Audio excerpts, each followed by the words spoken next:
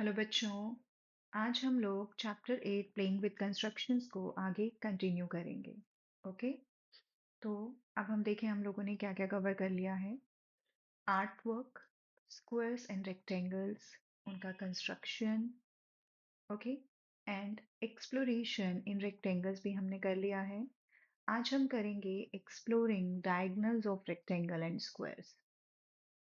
Okay बच्चों, तो अब हम स्टार्ट करते हैं।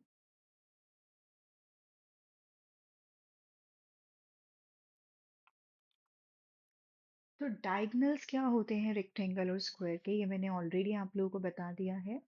जैसे अगर ये आपके पास एक रेक्टेंगल है, ओके, आप इसके ये डायगोनल्स क्या होते हैं बच्चों, ये जो ऑपोजिट वर्टेक्स होते हैं। ऑपोजिट वर्टेक्स को अब आप जब ज्वाइन करते हो तो आपको जो लाइन सेगमेंट्स मिलते हैं उनको हम बोलते हैं डायगोनल्स। अब हमें इसमें क्या एक्सप्लोरेशन करना है वो चेक करते हैं बच्चों। यहाँ पर हमने एक रेक्टेंगल ले रखा है पी क्यू आर एस, जिसमें हमने पी आर और क्यू एस को ज्वाइन किया हुआ है। ये आप देख रहे हो, ये पी आर और ये क्यू एस, ये क्या है, इसके डायगनल्स हैं, ये ऑपोजिट वर्टेक्स। ये देख रहे हो आप, एस और क्यू ऑपोजिट वर्टेक्स हैं, पी और आर ऑपोजिट वर्टेक्स हैं। ओके, तो इनको जब आप ज्वाइन करते हो तो आपको दो डायगनल्स मिलते हैं। अब क्योंकि ये क्या है बच्चों, एक रेक्टेंगल है, तो इसके सारे एंगल्स क्या होंगे, 90 डिग्री होंगे। यहाँ पर क्या लिखा है, in rectangle P Q R S the right angle at P and R refer to as opposite angle and the other pair of opposite angles are the right angles at Q and S. Okay, तो ये जो दो angles हैं ये क्या है बच्चों, opposite angles हैं। ओके, और ये जो दो एंगल्स हैं ये दो ऑपोजिट एंगल्स हैं, और ये दोनों एंगल जो ऑपोजिट एंगल्स हैं वो क्या है, 90 डिग्री। इसका मतलब चारों एंगल्स क्या है बच्चों, 90 डिग्री। अब आपको बोला गया है observe that a diagonal divide each of the pair of opposite angle into two smaller angles.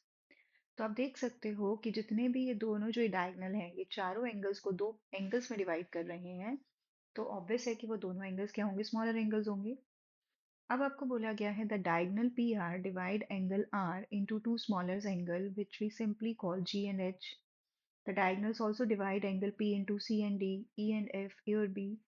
So R G and H equal, क्या ये दोनों एंगल्स इक्वल हैं बच्चों, क्या ये दोनों एंगल्स इक्वल हैं अगर ये डायगोनल इसको डिवाइड कर रहा है तो। यही एक्सप्लोरेशन आपको इसके अंदर करनी है।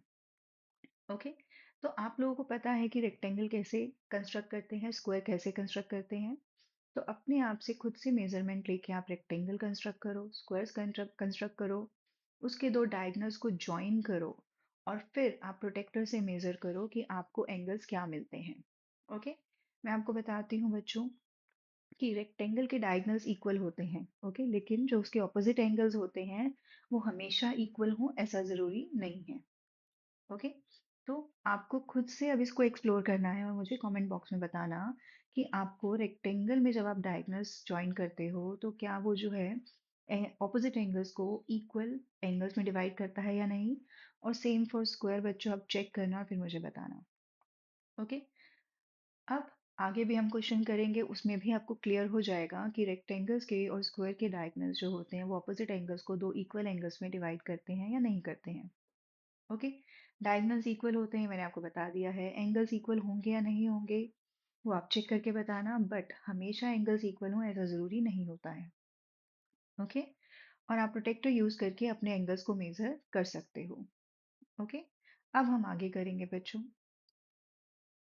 Construct a rectangle in which one of the diagonals divide the opposite angles into 50 and 40 degree.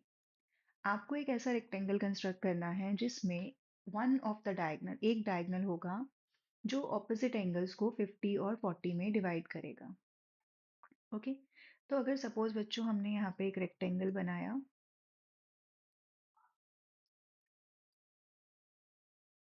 Okay, अब ये हमारा रेक्टेंगल है, रेक्टेंगल की ऑपोजिट साइड्स इक्वल हैं। अब सपोज यहाँ से ये एक डायगोनल जा रहा है, ओके, तो हम इसी को ऑपोजिट एंगल ले लेते हैं क्योंकि हमारे बेस में मिलेगा हमें। तो लेट्स से कि ये वाला एंगल 40 है और ये वाला एंगल 50 है, मतलब ये 50 है और ये 40 है। ओके बच्चों, तो इस तरीके का जो है हमें एक डायग्राम कंस्ट्रक्ट करना है। लेकिन हमारे पास रेक्टेंगल की मेजरमेंट नहीं दे रखी है, तो हम अपनी मर्जी से कुछ भी ले सकते हैं। ओके, तो मैं यहाँ पे बच्चों इसको 5 ले रही हूँ और इसको यहाँ पे 3 ले रही हूँ। ओके, अब हम कैसे कंस्ट्रक्ट करेंगे, अब हम वो देखते हैं। अब मैंने यहाँ पे सबसे पहले एक लाइन सेगमेंट बनाया 5 सेंटीमीटर का, जिसको मैंने लेबल कर दिया ए बी। हमें पता है कि रेक्टेंगल के सारे एंगल्स 90 डिग्री होते हैं, तो आप ए पे एक परपेंडिकुलर बनाओगे। ओके, एक परपेंडिकुलर आप बी पे बनाओगे। अब ये डायगोनल हमें कैसे मिलेगा? ओके, तो डायगोनल तो आपको नहीं ऐसे मिलेगा इसके अंदर, क्योंकि आपको उसकी लेंथ नहीं दे रखी है। आपको प्रोटेक्टर यूज करना पड़ेगा। आप अपने प्रोटेक्टर को ए पे रखोगे, आपको पता है उसको कैसे रखते हैं। और उसके बाद आप एक 50 डिग्री का एंगल बनाओगे। ओके, वो 50 डिग्री के एंगल को आप जब बनाओगे तो वो आपको कुछ ऐसे मिलेगा। उसको लाइन को एक्सटेंड जाने दो। ओके, और ये जो हमने परपेंडिकुलर बनाया था, इन दोनों को एक्सटेंड होने दो और इन दोनों को इंटरसेक्ट होने दो। जिस पॉइंट पे ये इंटरसेक्ट होंगे बच्चों, वो कौन सा पॉइंट होगा? सी। और ये एंगल आपको मिलेगा 50। ओके, अब क्योंकि हमने यहाँ पे ऑलरेडी परपेंडिकुलर ड्रॉ कर लिया है, तो ये एंगल तो अपने आप ही आपका 40 डिग्री हो गया। आपको इसको कंसिडर करने की जरूरत ही नहीं है। ओके, अब यहाँ पर हमें जो दूसरा जो फोर्थ पॉइंट है वो कैसे मिलेगा? तो फोर्थ पॉइंट को मिलने के दो तरीके हैं बच्चों। या तो आप सी से एक परपेंडिकुलर ड्रॉ करो और इन दोनों लाइंस को इंटरसेक्ट होने दो। ये जो पॉइंट होगा आपका, ये आपका डी पॉइंट हो जाएगा। ओके, या फिर आप क्या करो, आपको पता है कि रेक्टेंगल की ऑपोजिट साइड्स इक्वल होती हैं। Okay,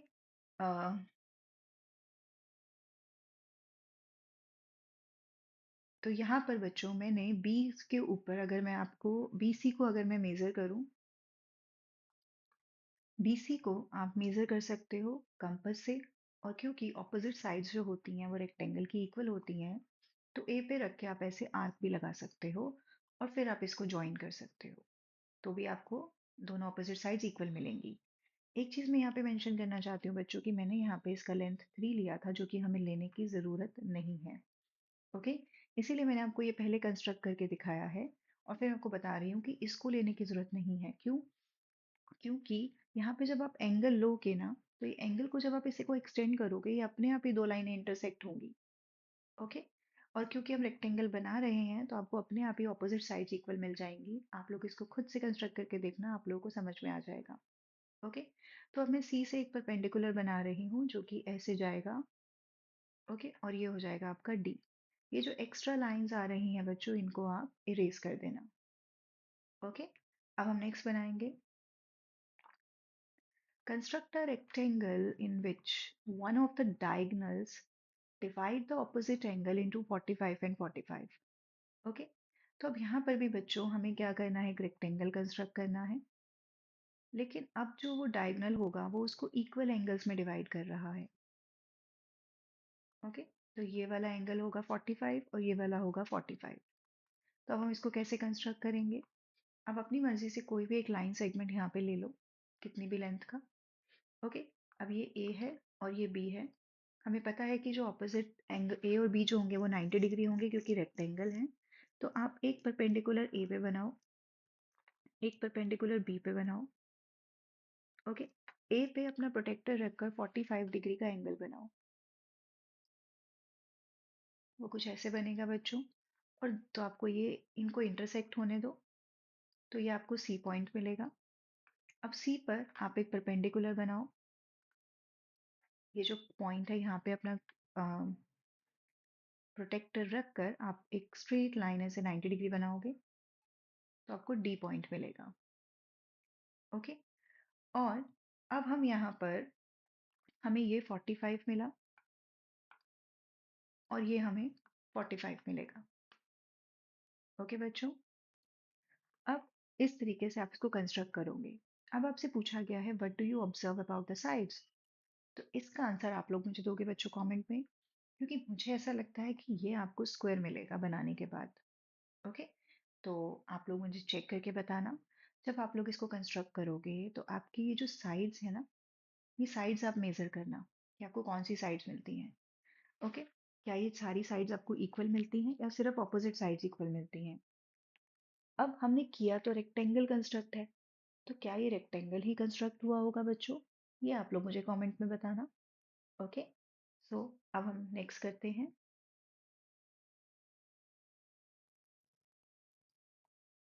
Construct a rectangle one of whose side is 4 centimeter and diagonal is of length 8 centimeter. तो पहले हम एक रफ स्केच ड्रॉ करते हैं। हमारा रफ स्केच कुछ ऐसे जाएगा क्योंकि हमें रेक्टेंगल बनाना है जिसका एक साइड जो है वो 4 सेंटीमीटर है और एक जो डायगनल है वो 8 सेंटीमीटर है। ओके, अब इसको कैसे कंस्ट्रक्ट करेंगे बच्चों? लेकिन हमें पता है कि हमारे सारे एंगल्स क्या होते हैं, 90 डिग्री। और एक चीज़ मैंने आप लोग को ऑलरेडी बता दी है कि रेक्टेंगल के जो दोनों डायगनल्स होते हैं वो भी क्या होते हैं बच्चों, इक्वल होते हैं। ओके, तो अब आप यहाँ पर एक 4 सेंटीमीटर का एक लाइन सेगमेंट बनाओगे रूलर से, और ए और बी दोनों पर आपको एक परपेंडिकुलर ड्रॉ करना है ऐसे। अब डायगनल क्या है बच्चों, ये है। ओके, तो आप क्या करोगे, आप 8 सेंटीमीटर का कंपास ओपन करोगे, उसको ए पर रखोगे बच्चों। ओके, ए पर रखोगे और इस तरीके से आर्क लगा दोगे। सिमिलरली बी पे रखोगे और इस तरीके से आर्क लगा दोगे। अब बी पे रख के हम क्यों लगाएंगे, क्योंकि हमें पता है कि रेक्टेंगल के दोनों डायगोनल्स इक्वल होते हैं। ओके, और क्योंकि अगर हमने यहाँ पे हमने इसको लगाया ए पे रख के तो हमें एक पॉइंट तो मिल गया सी, लेकिन हमें एक पॉइंट और चाहिए। अब वो दूसरा पॉइंट हम ऐसे भी ले सकते हैं बच्चों, और सी से अगर आप ऐसे परपेंडिकुलर डालोगे और दोनों लाइनों को इंटरसेक्ट होने दोगे तो भी आपको डी मिल जाएगा। ओके, मतलब जैसे आपने ये बनाया ए, यहाँ पे रख के आपने एक आर्क लगा दी, आपको सी पॉइंट मिल गया। अब सी पे रख के एक परपेंडिकुलर बना दो, दोनों को इंटरसेक्ट होने दो तो भी आपको डी मिल जाएगा। और जैसे मैंने दोनों पे रख के आर्क लगाई है, आप ऐसे आर्क लगा दो तो भी आपको आपका डी पॉइंट मिल जाएगा। और दोनों ही करेक्ट है बच्चों, आप दोनों के तरीकों से कर सकते हो। ओके, तो अब ये कंस्ट्रक्ट हो गया है। अब हम नेक्स्ट करेंगे। Construct a rectangle one of whose side is 3 centimeter and the diagonal is of length 7 centimeter. Okay, तो अब मैं रेक्टेंगल इसका एक रफ इमेज बनाऊं तो इसका रफ इमेज जो है बच्चों वो कुछ ऐसे बनेगा। इसकी साइड क्या है 3 और इसका डायगोनल क्या है बच्चों 7। ओके, तो आप क्या करोगे, यहाँ पर एक 3 सेंटीमीटर का पहले आप लाइन सेगमेंट बनाओ, इसको लेबल करो। एक परपेंडिकुलर आप ए पे डालो, एक परपेंडिकुलर आप बी पे बनाओ। अब 7 सेंटीमीटर का कंपास ओपन करो, ए पर रखो और यहाँ पे आर्क लगा दो 7 सेंटीमीटर की। ओके, जिस पॉइंट पे आपको आर्क मिलेगी उसको और इस वाली लाइन को इंटरसेक्ट होने दो। ओके, और जहाँ पे ये इंटरसेक्ट होगी उसको सी पॉइंट दे दो। अब चाहो तो आप दूसरा डायगोनल भी सेम बना लो, या फिर आप सी पर रखकर एक परपेंडिकुलर ड्रॉ करो और उसको इस लाइन को इंटरसेक्ट होने दो, ये पॉइंट आपको देगा डी। ओके, सो इस तरीके से आप इसको कंस्ट्रक्ट करोगे। ओके बच्चों, तो आज हम इतना ही करेंगे बच्चों। Thank you.